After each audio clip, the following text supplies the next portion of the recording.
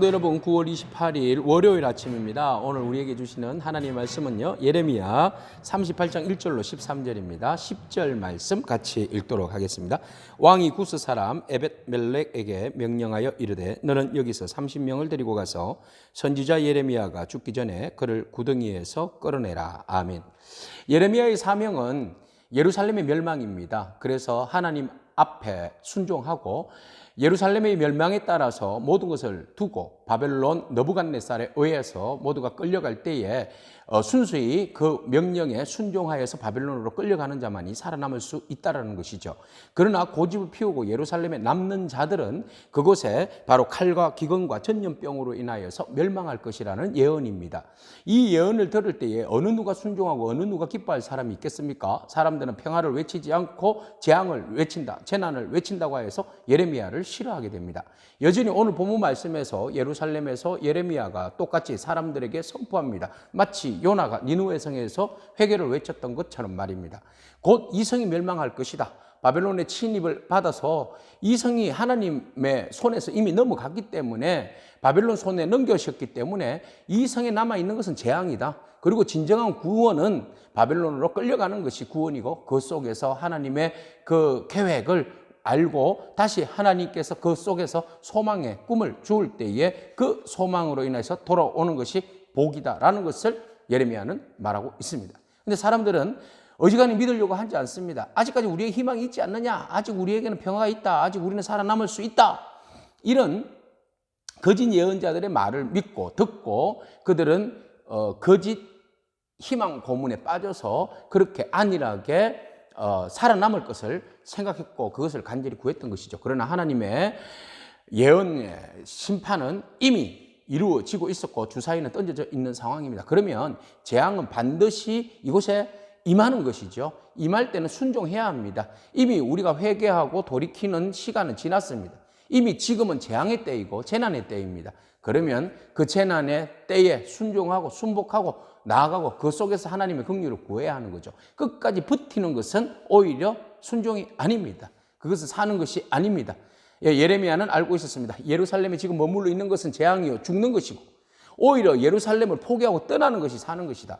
예루살렘이 그들에게 있어서 물론 하나님의 은혜가 있고 기름 부음이 있고 축복이 있을 때는 예루살렘이 영원한 시온의 도성이죠. 하나님의 임재가 있는. 그러나 이미 하나님의 손이 떠났기 때문에 그것은 더 이상 안전한 곳이 되지 않습니다. 안전지역이 될 수 없죠.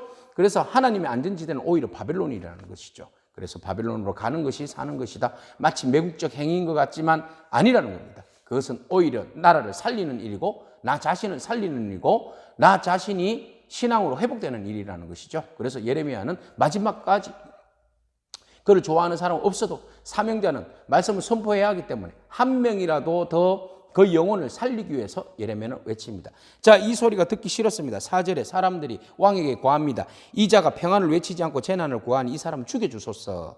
그렇게 외칩니다. 그래서 시드기야가 나는 힘이 없으니까 너가 좋을 대로 혀. 이렇게 대답을 내는 겁니다.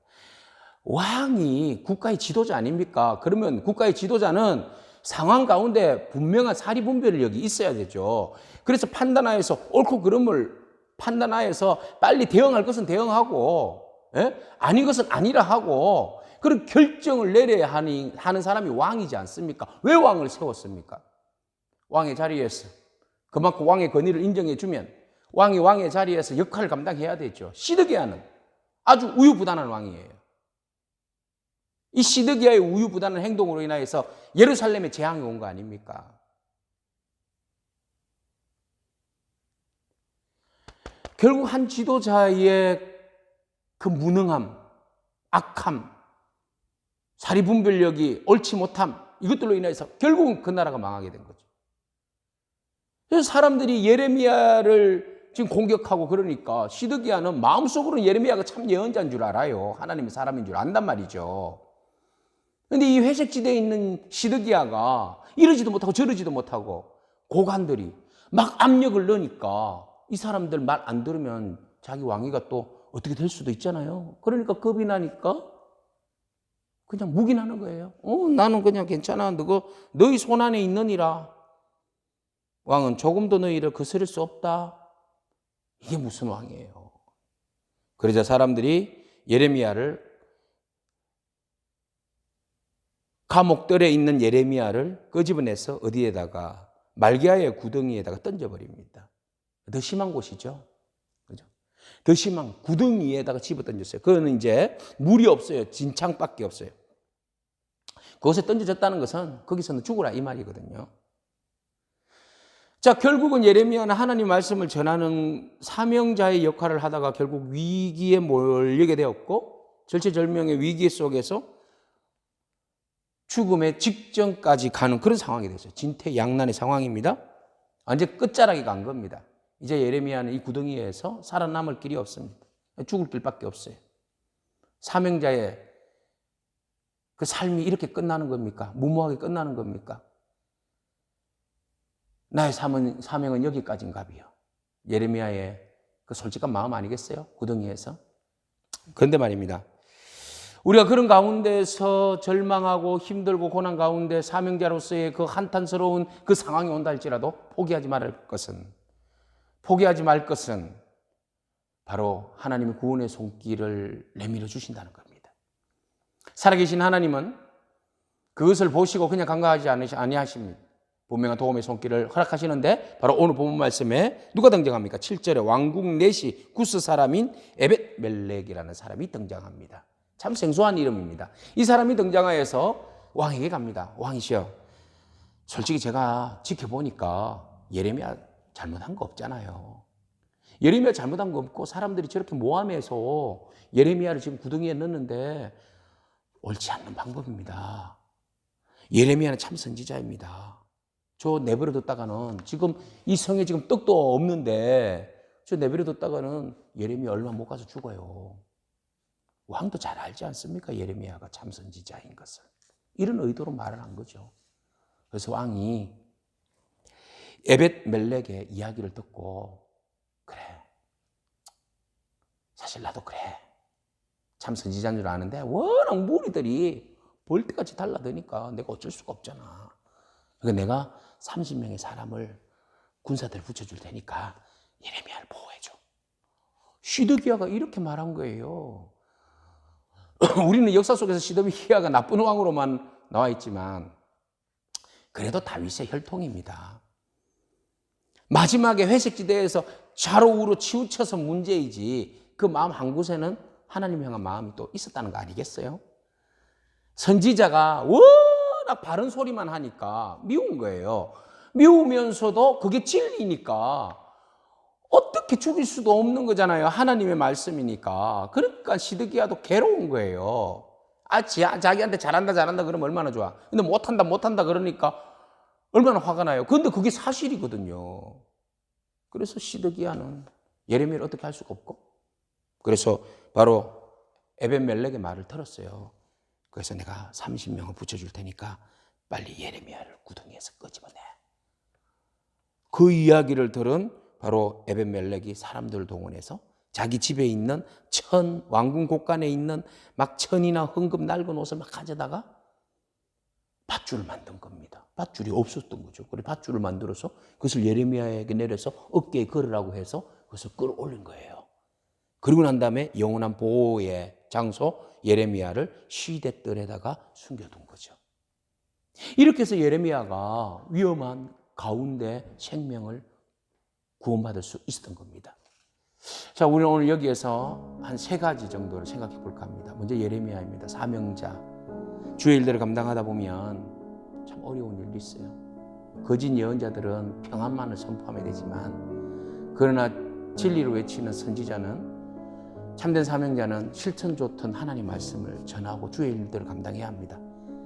그 일들이 자기 자신에게 고난과 위협이 온다 할지라도 그 길을 갈 수밖에 없죠. 진퇴양난을 만날 수 있습니다.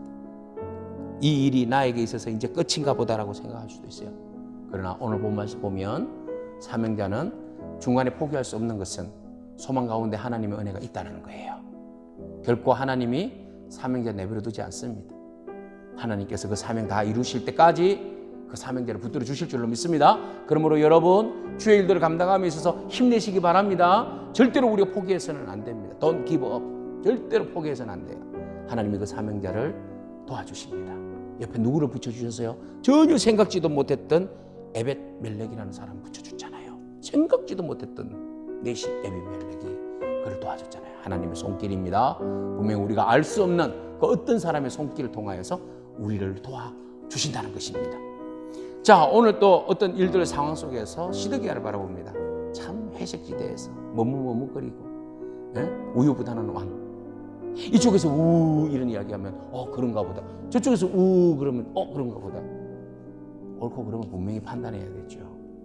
아닌 것은 아니라 할 수 있고 긴 거는 긴 걸 할 수 있는 그런 사리분별력이 필요합니다. 여러분, 옳고 그름의 판단력이 사람과 어떤 분위기에 따라서 바뀌어지는 것이 아니라 하나님 진리의 말씀 안에서 지킬 것은 지키고 선포할 것은 선포하고 아닌 것은 아니라 하고 맞다는 것은 맞다고 말할 수 있는 그런 용기가 저와 여러분 가운데 있기를 축복합니다. 뿐만 아니라 오늘 똑같은 일들을 바라보면서 하나님 말씀을 들을 때 죽이려고 하는 사람과 살리려고 하는 사람이 있습니다. 여러분, 주의 일에 있어서 죽이고 그 일을 망가뜨리고 훼손하고 엉망진창 무너뜨리는 자에 서지 않기를 원합니다. 나는 그 자리가 옳다고 생각했는데 결과적으로 보니까 그것이 하나님의 교회를 무너뜨리는 것이고 신앙을 무너뜨리는 것이고 하나님의 나라를 무너뜨린다면 우리는 그 자리를 피해야 합니다. 진정 그 자리가 나의 불이익이 돌아올 수도 있지만 도와주는 자리고 살리는 자리고 하나님의 나라를 이루는 자리라면 바로 이 에벳 멜렉과 같은 그런 살리는 자의 자리에 서는 저와 여러분이기를 축복합니다. 기도하겠습니다. 하나님 감사합니다. 우리에게 사명을 주시고 때로는 어려움을 당하기도 하지만 우리가 절대로 실망하지 않는 것은 하나님이 도와주시고 하나님 도움 손길을 통하여서 그 일들을 감당하게 하시는 것인 줄 믿기 때문입니다. 하나님, 우리에게도 에벳 멜렉과 같은 사람을 붙여주시고 또 우리로 하여금 에벳 멜렉과 같은 사역들을 잘 감당하여서 온전히 주님의 일에 협력하고 돕는 자가 될 수 있도록 축복하여 주옵소서. 예수님에게 하신 이름으로 기도합니다. 아멘. 오늘도 믿음으로 승리하는 저와 여러분이기를 축복합니다. 아멘.